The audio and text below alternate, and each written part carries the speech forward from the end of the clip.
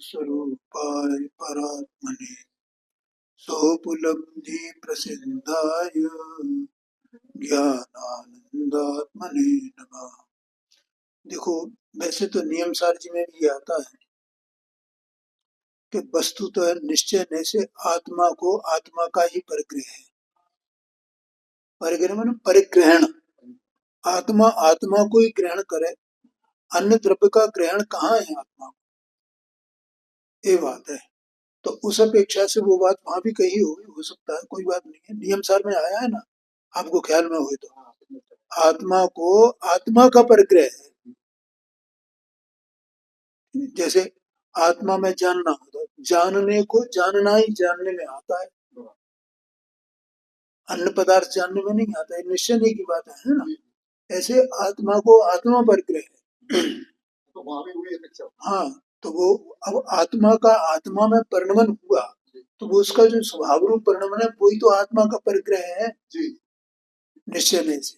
और कोई आत्मा को परिग्रह है ही नहीं, मानो आत्मा में कोई योग्यता ही नहीं है तो वो बाहर से उसको ग्रहण कर सके। ये तो अज्ञानी जीव है तो उसको अपना मानता है, इसका नाम परिग्रह है। वो परिग्रह से इसको पाप कहा जाता है। जो अपना भाव नहीं, अपना स्वरूप नहीं, अपना द्रव्य नहीं, अपना गुण नहीं, अपनी पर्याय नहीं, उसको जो अपना मानता है, ठीक है, तो वो अज्ञानमयी परिग्रह है। ऐसा वो हो सकता है वहां पर, ठीक है। वो परिग्रह माने परिग्रहण, ग्रहण करना, चारों ओर से ग्रहण करना, परिग्रह का मतलब ये। देखो इसमें 163 नंबर की गाथा, 62 नंबर की गाथा ये पूरी हो गई ना, और 163 नंबर की गाथा है, ये हो गई क्या? अब चलेगी शायद।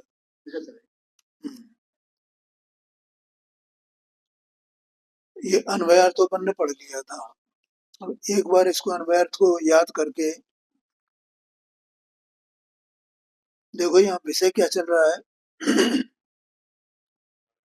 ये आत्मा जो सत्स्वरूप वस्तु है, चेतना स्वभावी है, वो आत्मा देह मन वाणी का,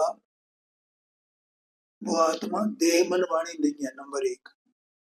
नंबर दो, देह मन वाणी का कारण नहीं है। नंबर तीन, देह मन वाणी का कर्ता नहीं है, ठीक है। नंबर चार, देह मन वाणी के कर्ता के का प्रयोजक नहीं है, माने जो करने वाला है उसका प्रयोजक नहीं है। और नंबर पांच, कि जो कर्ता है उस कर्ता का अनुमोदक नहीं है। ऐसी पांच बातें कही। इस तरह से आचार्य जी कहते हैं, मैं आत्मा हूं और मैं देह मन वाणी नहीं हूं, और मैं इसमें मध्यस्थ होता हूं। ख्याल में आया कि नहीं आया? ये बात अपने लिए भी है भैया, देखो ये आचार्य की बात अपन पढ़ रहे हैं, अपने लिए भी है। 326 पेज पर है, देखो 163 नंबर। करके आया और इसमें एक था जो अभी चलो कोई बात नहीं। तो अन्वयार्थ यहाँ दिया है। अब यहाँ प्रश्न ये है, पहले अपने को प्रश्न भी आना चाहिए कि ये जो परमाणु है वास्तव में निश्चय से एक परमाणु ही एक पुद्गल द्रव्य है, ठीक है। और इसमें अभी जो पांच बातें कही अपन कि आत्मा देह मन वाणी नहीं है, उसी कारण भी नहीं है, उनका कारण भी नहीं है, कर्ता भी नहीं है, कर्ता का प्रयोजक भी नहीं है, कर्ता का अनुमंता भी नहीं, ठीक है। तो फिर ये देह का कर्ता कौन है, देह का कारण कौन है? हाँ, ठीक है। तो पुद्गल द्रव्य जो है वो इसका कर्ता है। तो पुद्गल द्रव्य तो एक परमाणु होता है, तो वो एक परमाणु, ये जो देह रूप जो परिणति है पुद्गल की, पुद्गल द्रव्यात्मक परिणति है, ये पिंड रूप परिणति, ऐसा कहा ना उसको। क्या कहा? एक पुद्गल द्रव्य की पिंड रूप परिणति है जिसमें देह मन वाणी सब समाये हुए हैं। ये आत्मा की नहीं है, मेरी नहीं है, जीव की नहीं है। ख्याल में आएगा? देखो जितने पदार्थ हैं जगत में 6 जाति के हैं, तो 6 जाति के जो पदार्थ हैं तो वे सब अपने अपने परिणति रूप परिणत होते हैं, उनकी हर एक की परिणति होती है। तो पुद्गल द्रव्य की ये परिणति है यहाँ एक प्रकार की, वो परिणतियां अनेक प्रकार की कही जा सकती हैं, विशेष है ना परिणति। द्रव्य तो एक प्रकार का, उसकी परिणति अनेक। ठीक है, जैसे जीव की परिणति अनेक प्रकार की है, शुद्ध भी है, शुद्ध भी है, शुभ भी है, शुभ भी है, ये जीव की परिणति है ना ऐसा। ठीक है, ऐसे पुद्गल द्रव्य की परिणति।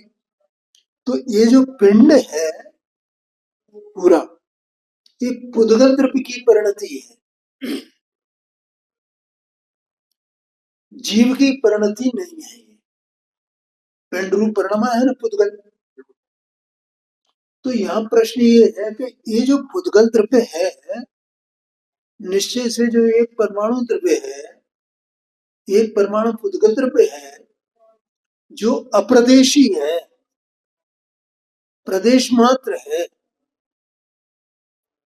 तो वो इस पिंड रूप परिणति को कैसे परिणमता है, कैसे करता है, कैसे उसका कारण है, कैसे उसका प्रयोजक है।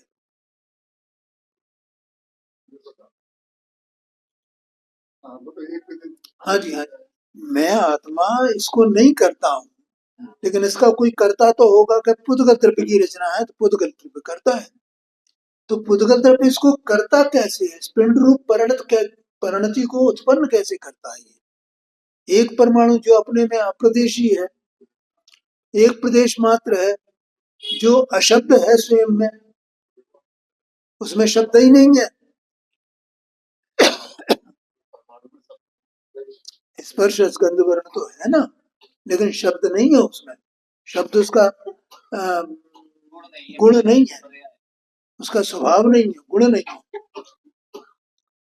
फिर इस पिंड परिणति को, जिसमें देह मन वाणी सब समा जाते हैं, उनका ये कर्ता कैसे है? इस पिंड परिणति का कर्ता कैसे हो, कैसे रचा है इसने उसको, ऐसा समझने भैया है तो भेद विज्ञान की बात है। ऐसा अपने को दिखने लगा, ये इसके लिए लिखा आचार्य देव ने, हे जगत के जीवो तुम्हें देखना चाहिए, ये पिंड की, ये पुद्गल की परिणति है, पुद्गल की परिणति मेरी नहीं है, मैं तो चेतन वस्तु, उसकी बात है। तो यहाँ कहा, देखो मूल गाथा का अन्वयार्थ है, परमाणु जो कि अप्रदेश है, अर्थात प्रदेश मात्र है, स्वयं अशब्द है, वह स्निग्ध अथवा रूक्ष होता हुआ द्विप्रदेशाधिपने का अनुभव करता है। मानो जो पुद्गल परमाणु होता है ना, वो एक एक पुद्गल परमाणु स्वभाव से या तो अपने में रूक्ष होगा वो, या अपने में स्निग्ध होगा। क्या भैया समझ में आया? क्या होगा? एक एक पुद्गल परमाणु, दोनों नहीं होंगे उसमें, या तो वो अपने में, और या फिर स्निग्ध माने चिकना और रूक्ष माने रूखा। समझ गया ना? नहीं नहीं समझते चिकना और रूखे को।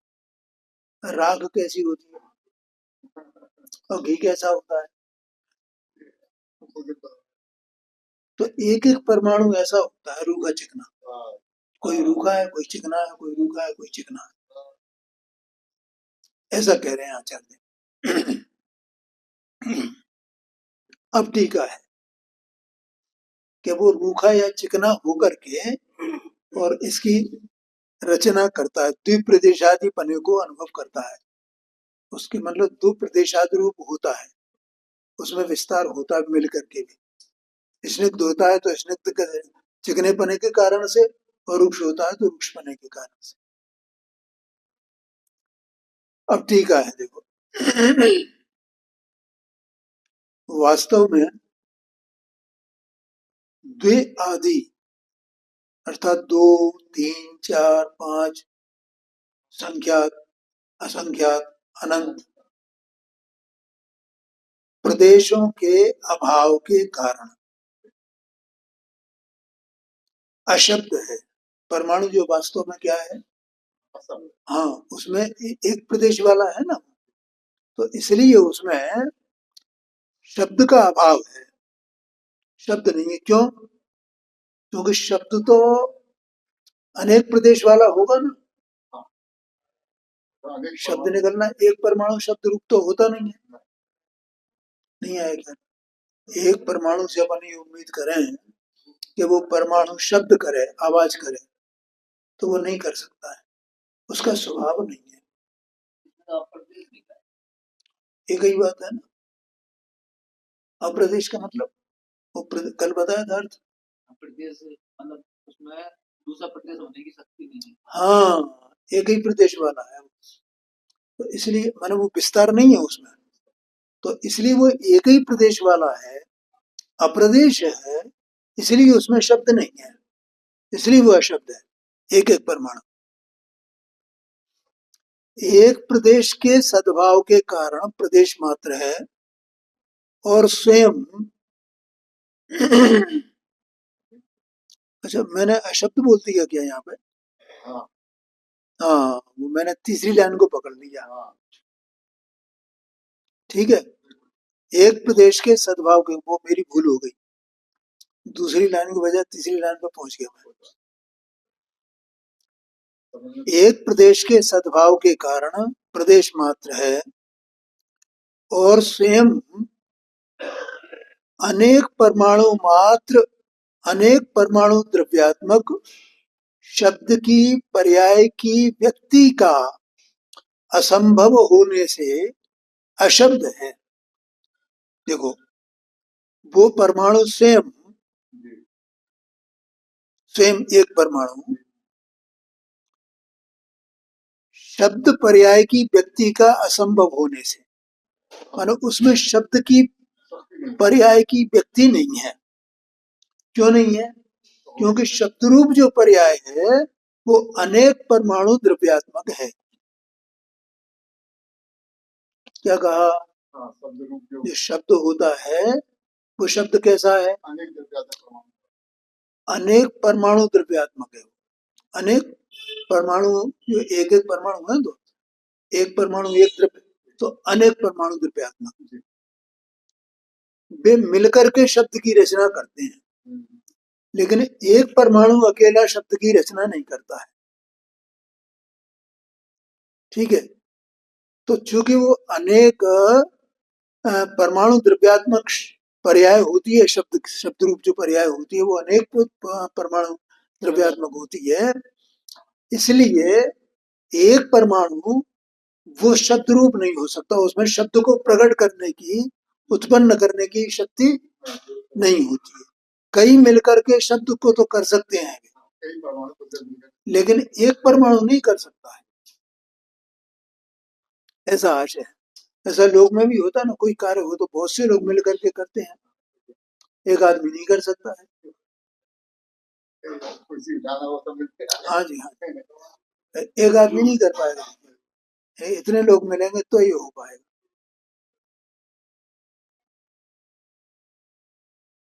ठीक है, इसलिए वो अशब्द है। आगे कहते हैं, वह परमाणु अविरोध पूर्वक 4 स्पर्श, 5 रस, 2 गंध, 5 वर्णों के सद्भाव के कारण, वह परमाणु, माने परमाणु की बात चल रही है, एक परमाणु की बात, एक पुद्गल परमाणु जो एक निश्चय से एक पुद्गल द्रव्य है, वो पुद्गल द्रव्य में अविरोध रूप से, मानो उनमें कोई विरोध नहीं है आपस में, ये गुण रहने में, कौन से गुण रहने में? कि स्पर्श तो 4 प्रकार से रहे, रस 5 प्रकार से रहे, गंध 2 प्रकार से रहे और वर्ण 5 प्रकार से रहे। ऐसा एक परमाणु में ये 16 भाव एक साथ रहने में कोई विरोध नहीं। 16 बातें। तो इसमें 8 भाव तो इसमें है ना, स्पर्श के यहाँ पर 16 दिखा जो है ना, हल्का भाई धंधा अगर नरम कर। हाँ जी, हाँ जी, हाँ जी, हाँ जी, हाँ जी। माने ये 4 कहाँ गए? ये 16 ही हुए ना, 20 होने चाहिए ना। ये तो अपन बचपन से पढ़ते आ रहे हैं। जब पुद्गल के 20 स्पर्श गंध वर्ण के 20 भेद होते हैं। अपोजिट है ना, हल्का भारी दोनों की पूजा अपोजिट है तो एक ही होगा ना। ये हल्का हुआ है। हाँ नहीं ठीक है, तुम्हारी बात सही बात है, ठीक है। तो यहाँ कह रहे हैं 4 रहते हैं, ठीक है। तो इस प्रकार से यहाँ पर इनको 4 रखना, ठीक। अभी उसका खुलासा आचार्य देव खुद ही करेंगे। 4 स्पर्श, 5 रस, 2 गंध और 5 वर्णों के सद्भाव के कारण वो परमाणु स्वयं या तो स्निग्ध होता है या रुक्ष होता है। ये 12 गुण उसमें होते हैं, वो 16 गुण होते हैं उसमें। इसीलिए उसे, उस परमाणु को, परमाणु की बात चल रही है, एक परमाणु पिंड पर्याय परिणति रूप द्विप्रदेशादिपने की अनुभूति होती है। माने इस कारण से उसे अनुभूति होती है। अनुभूति अर्थात वो इस प्रकार से परिणमता है, ऐसी उसकी परिणति हो सकती है, होती है। भैया कपिल भाई समझ में आ रहा है कि नहीं आ रहा? किसकी होती है? हाँ, वो पुद्गल परमाणु ऐसे अनेक द्रव्यात्मक पुद्गल पर्याय पिंड रूप से वो उसकी परिणति हो सकती है। यहाँ दुप्रदेशादिपने की अनुभूति होती है, मतलब 2 परमाणु, 4 परमाणु, 6 परमाणु, 20 परमाणु, 50 परमाणु, 100 परमाणु है, 99 परमाणु, जितने हो उतने वो सब मिल करके, ऐसा कहना, संख्यात असंख्यात अनंत, ये मिल करके और वो उसको एक पिंड पर्याय की रचना करते हैं। किस कारण से रचना करते हैं? 2 बातें कही। एक एक पुद्गल परमाणु या तो रुक्ष होता है या स्निग्ध होता है, एक बात। और चाहे वो रुक्ष हो चाहे स्निग्ध हो, जो परमाणु स्निग्ध है वो रुक्ष नहीं है, जो रुक्ष है वो स्निग्ध नहीं है। और चाहे वो रुक्ष हो के स्निग्ध हो, उसमें ये 16 चीजें, 16 गुण अविरोध रूप से रहते हैं, दोनों में बराबर से, रुक्ष में भी और स्निग्ध में भी। समझ में आया ना? ऐसा है इसकी रचना।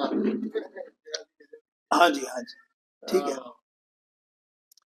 इस प्रकार स्निग्ध रुक्षत्व पिंड पने का कारण है। इससे सिद्ध हुआ कि परमाणु को जो स्निग्धता या रुक्षता जो उसका स्वभाव है, उस स्वभाव के कारण से ये अनेक पिंड पर्याय रूप परिणमित होता है। अनेक परमाणु पिंड पर्याय रूप परिणमित हो सकता है, इसकी परिणति होती है। अगर इसमें रुक्षता और स्निग्धता नहीं होती और उसमें ये, उसके साथ में ये 16 गुण नहीं होते, तो संभवतः ये नहीं होता। ये इसका गुण है, ये इसका स्वभाव है। ऐसा स्वभाव शेष 5 द्रव्यों में नहीं है,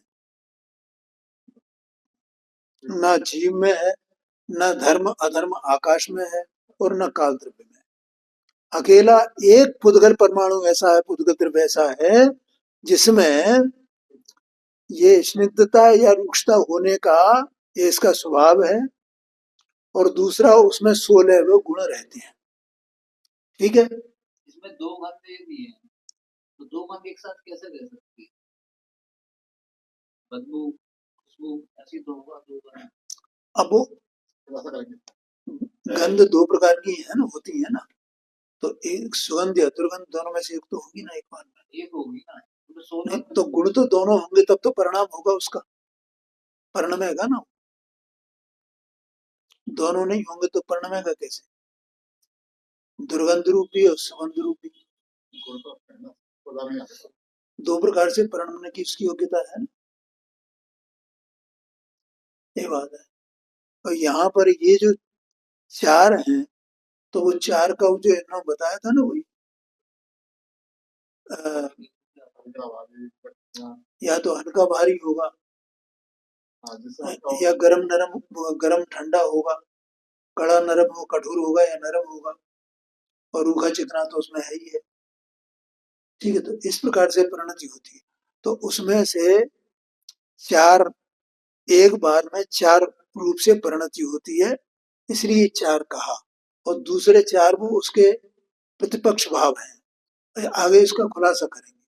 ठीक है, तो यहाँ तो ये कारण बताया है कि एक पुद्गल द्रव्य, एक परमाणु जो एक प्रदेशी है, अप्रदेशी है, और सेम में अशब्द है, ठीक है, तो वो शब्द को, अकेला एक परमाणु शब्द को उत्पन्न करने में सक्षम नहीं है, लेकिन वो अनेक पुद्गल परमाणु मिले तो जैसे वो शब्द को उत्पन्न करते हैं, तो वो शब्द भी जो है वो अनेक पुद्गल परमाणु की पिंड रूप दशा है। शब्द भी परमाणु की, अनेक परमाणु की पिंड रूप दशा है, पिंड रूप परिणति है। इसी प्रकार से मन है, और इसी प्रकार से शरीर भी, ये कहना चाहते हैं। और वो उसका कारण, परमाणु में स्निग्धता या रुक्षता ये होना, वो उसका कारण है। हर एक परमाणु या तो रुक्ष होगा या स्निग्ध होगा, वो स्वभाव से ही ऐसा होता है, दोनों भाव एक साथ उसमें नहीं होते हैं।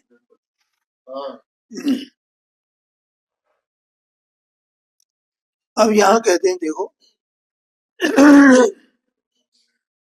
अब यह बतलाते हैं कि परमाणु के वह स्निग्ध रुक्षत्व किस प्रकार का होता है।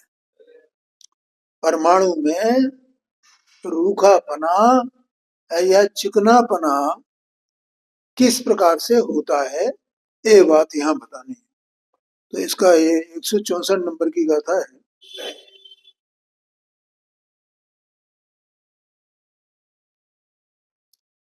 इस गाथा का अपन पाठ करते हैं, देखो। एव उत्तर मेघादि अणुसणिद्धत्तणं चलो खत्तम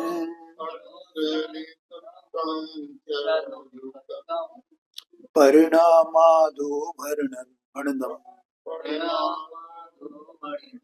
जाव अनंतत्तमणो भवति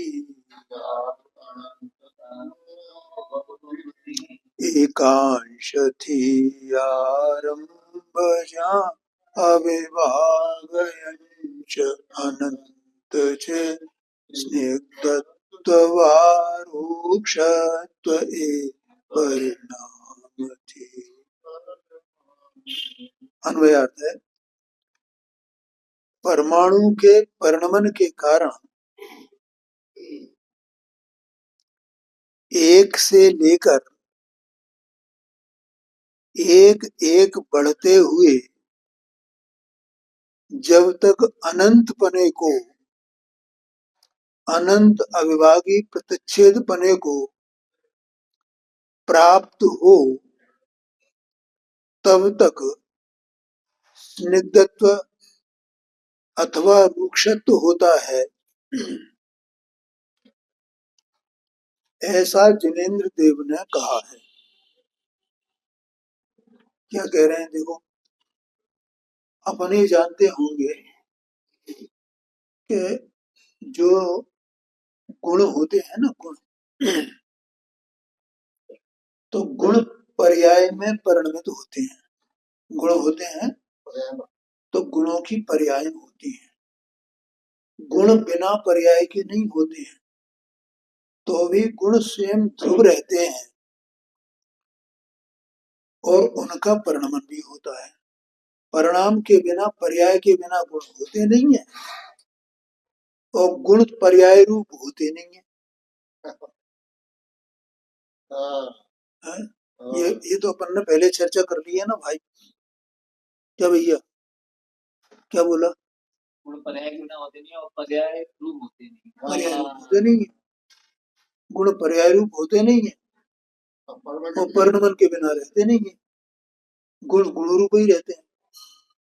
मैं एक न्याय की किताब है, वो हो गया कल मेरा पूरा स्वाध्याय, भी दोबारा फिर एक बार करूंगा। एक बार में मैंने वो 3 बार में एक स्वाध्याय करता हूँ एक ग्रंथ का, तो पूरा हो गया है। तो उसमें भी ये बात आई है, गुण होते हैं, गुण और पर्याय तो द्रव्य के आश्रय से रहते हैं। गुण पर्याय कहाँ रहेंगे? द्रव्य के आश्रय। द्रव्य के बिना गुण पर्याय है ही नहीं कहीं, तो गुण कहीं और हो, पर्याय कहीं और हो, ऐसा है ही नहीं। वो गुण है, सो गुण पर्याय के बिना नहीं होते। गुण द्रव्य के आश्रय से, द्रव्य गुणात्मक है, ऐसा आप इसमें भी पढ़ा था ना, मंत्र 93 में। द्रव्य तो गुणात्मक है, और गुणों की पर्याय होती है ना। तो वो अब वो गुण है तो वो पर्याय के बिना है नहीं। तो जो पर्याय होती हैं, अब गुण की शक्ति कितनी है? गुण की शक्ति तो अनंत होती है। अब जो पर्याय में परिणमन होता है उसका, तो वो उसका परिणमन कितने अंशों में है? तो वो अंशों को, शक्ति के जो अंश है, उस गुण की शक्ति के जो अंश है, अंश होंगे ना कुछ, जैसे काल है, तो काल में जैसे अपन एक बरस का एक काल है, एक काल, एक वर्ष का एक काल अपन ने लिया, तो अब वो वर्ष में कितने दिन होंगे, कितने घंटे होंगे, कितने मिनट होंगे, कितने सेकंड होंगे? सबसे छोटा अंश कोई होगा ना उसका, दिन का, वो वर्ष का सबसे छोटा अंश बताओ तो। ऐसे ही यहाँ पे जो पहले तो ये सिद्ध किया कि स्निग्ध या रुक्षत्व होगा उसमें, अब यहाँ ये कह रहे हैं वो जो स्निग्धत्व या रुक्षत्व होता है, तो उसकी शक्ति तो अनंत है। अब वो उस जो परिणति उसकी होती है, परिणति में, पर्याय में, परिणमन में, तो उसका एक अंश से लेकर के और अनंत अविभागी उसको, अंश को अविभागी प्रतिच्छेद कहा जाता है। प्रतिच्छेद माने अंश, और अविभागी माने उससे और उसका खंड नहीं हो सकता है, वो सबसे छोटा है। अविभागी बताने के लिए क्यों अविभागी क्यों कहा? और उसका अंश नहीं हो सकता है, सबसे छोटा। ठीक है, और प्रतिच्छेद माने अंश, उसको अपन अंश को डिग्री भी कहते हैं, अंग्रेजी में उसको डिग्री बोलते हैं। कितने डिग्री है, कितने डिग्री है, ऐसा बुखार नापा जाए तो कितने डिग्री है, माने कितने अंश है। बोलो भैया, समझ में आया? क्योंकि हर एक चीज की माप तो होती है ना, जो पर्याय की पर्याय हैं उद्गल की, उनकी सबकी माप होती है ना। दूरी की माप होती है, वजन की माप होती है, उसके लिक्विडिटी हो तो उसकी माप होती है, हर एक चीज की माप है, नहीं है? पुद्गल का होता है ना। स्थूलता होगी तो उसकी माप होगी, गर्माई होगी तो उसकी माप होगी, ठंडा होगा तो उसकी माप होगी। हाँ, कोमलता है तो उसकी माप होगी, रूक्षता है तो उसकी माप होगी। ये रूक्षता और कोमलता की ये माप चल रही है, चिकनाई की उसकी। तो एक अंश से लेकर के और अनंत अंश तक वो जो है रूक्ष ही होगा। एक अंश से लेकर के और अनंत अंश तक वो स्निग्ध ही होगा, ऐसा है। ऐसा नहीं है कि वो रुक्षता भी आ जाए और स्निग्धता भी आ जाए, अनंत अंश भी उसमें प्रकट हुए, वहां तक भी उसकी परिणति हो। अगर रुक्ष है वो परमाणु स्वभाव से, तो वो रुक्ष ही रहेगा, और स्निग्ध है स्वभाव से तो स्निग्ध होगा। उसके अविभाज्य प्रतिच्छेदों का में परिणमन पर्याय में वो रुक्ष का रुक्ष रूप और स्निग्ध का स्निग्ध रूप। बस इसी कारण से वो जो है अनेक पुद्गल द्रव्यात्मक पिंड पर्याय रूप परिणमित होता है इसके कारण से। बोलो भैया, समझ में? आप बिल्कुल सरल बात है, कठिन बात तो नहीं है। हाँ बताइए, पसंद आता है पिंड कैसे बनता है? हाँ, उसका उत्तर हाँ जी।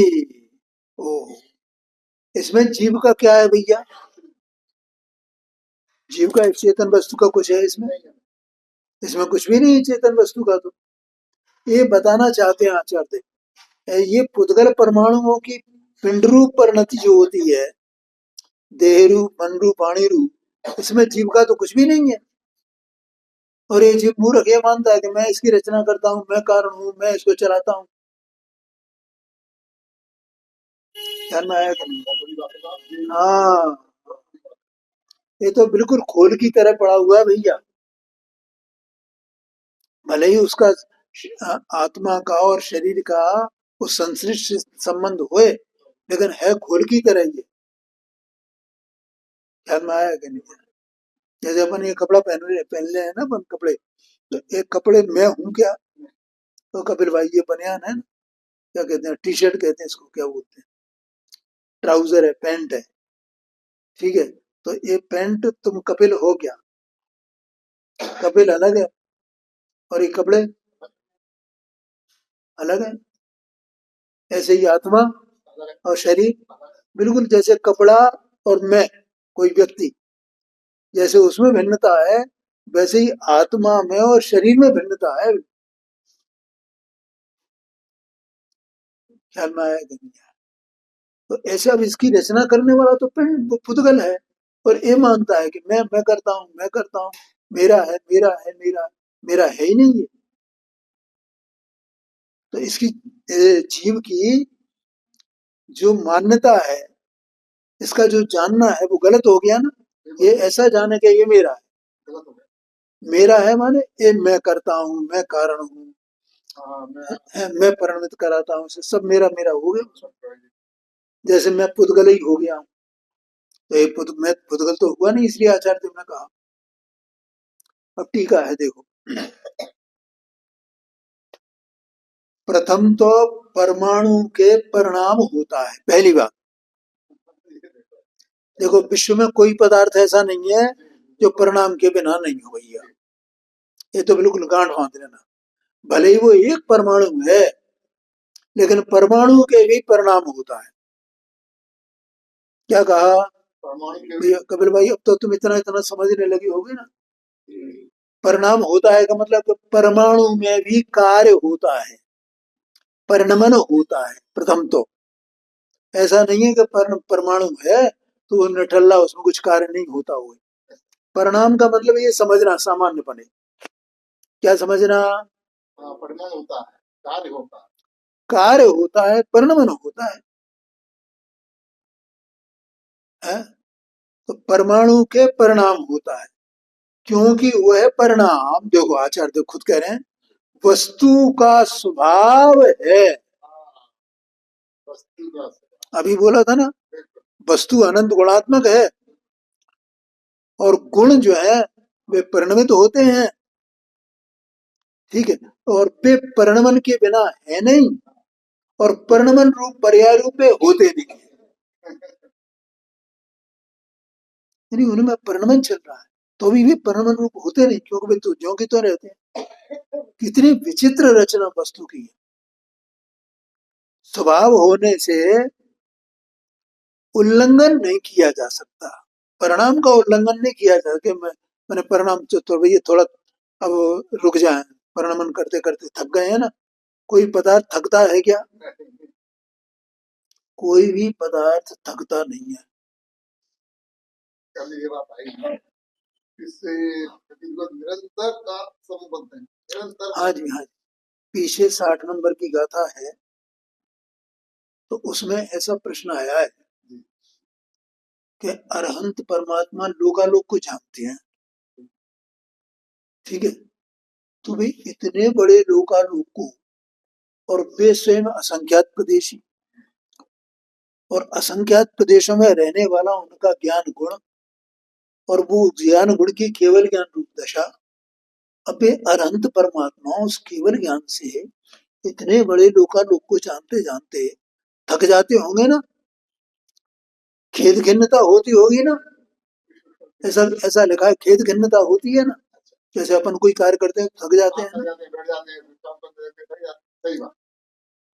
तो वे भगवान लोकालोक को जान रहे हैं, तो थोड़ा बहुत थकान तो होती हो ना, खेद तो होता होगा ना, खिन्नता तो होती होगी ना, ऊब तो होती होगी ना।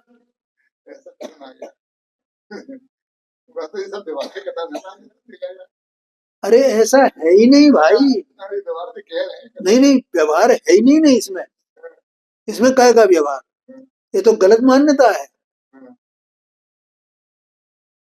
क्या कहा, हम अपने अज्ञान के चश्मे से देखते हैं, तो जैसे हम कोई काम कर रहे हैं तो थक जाते, अरे इस शरीर का परिणमन है भाई, तुम शरीर के परिणमन को अपना परिणमन मान रहे हो, ठीक है।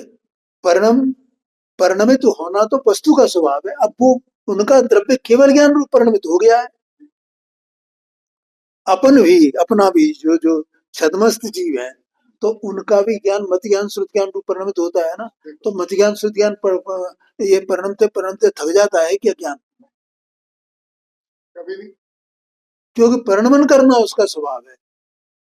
उसका मतलब वो जानने से थक जाना, इसका मतलब ये हुआ कि वो परिणाम ही थक गया उसका, लेकिन परिणाम कभी थकता नहीं, वो स्वभाव है ना। कभी कभी ऐसा होता है, बोलते बोलते मैं बोल रहा मुझे तो का परिणाम है अपना, तो अब ये अपन पढ़ना तो चल ही रहा है, जानना जानना जानना भाई, वो जानना न्यारा है, और इसकी थकान ये वाणी का परिणाम न्यारा है। एक बात, और ये जीव जानने से नहीं थकता है, ये इसकी शक्ति को अपनी शक्ति मानता है, और वहां वास्तव में देखा जाए तो वहां ये केवल और कुछ नहीं करता है, उसमें राग द्वेष करता है। क्या करता है, और वो राग द्वेष इसका स्वभाव नहीं है, ये राग द्वेष में थकता है।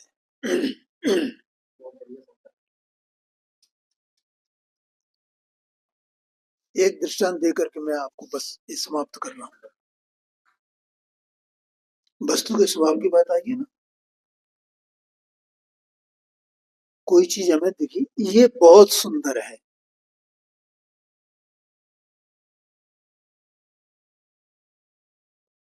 वो सुंदर है ऐसा हमें जो भाव आया,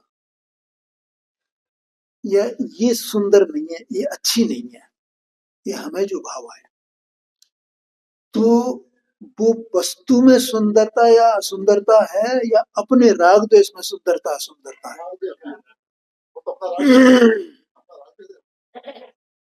वस्तु तो जैसी वैसी, इसका स्वयं का नहीं है ख्याल भैया, वो सुंदर है क्या सुंदर है, तो अपने में है जैसी है वैसी, इसने उसमें राग किया, इसने उसमें द्वेष किया,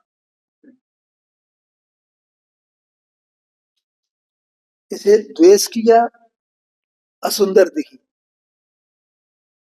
राग किया, सुंदर दिखी, अच्छा दिखा, बुरा दिखा, निंदनीय दिखा, प्रशंसनीय दिखा। ये तो अंदर में राग द्वेष है ना, वस्तु में तो कुछ नहीं है ना, कोई वस्तु नहीं, वस्तु ना अच्छी है ना बुरी है, ना प्रशंसनीय है ना निंदनीय है, ना सुंदर है ना सुंदर है, कुछ नहीं, वो तो जो है सो है, ये इसकी अपनी कल्पना है ना।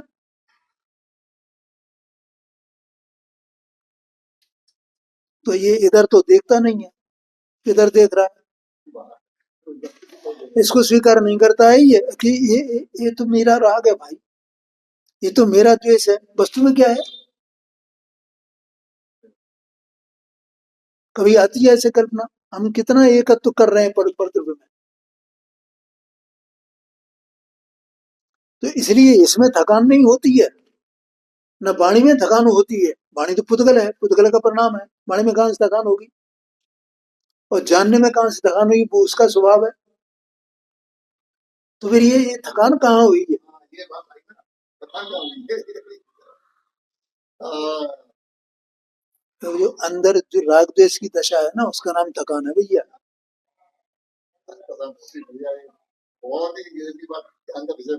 दोनों में से कोई एक चीज होना चाहिए ना। अब बताओ, ये कितना ही परिणमता रहे, तो इसमें थकान कहाँ से होगी? मेरी तो समझ में नहीं आता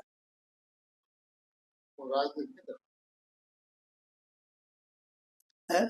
और ये जानने वाला है स्वभाव से, तो इसमें कहां से थकान होगी जानने में? अगर इसमें थकान होगी जानने में, तो केवल ज्ञानी को भी थकान होनी चाहिए जानने में। वे तो लोकालोक को जान रहे हैं, और ये तो जरा सा जान रहा है।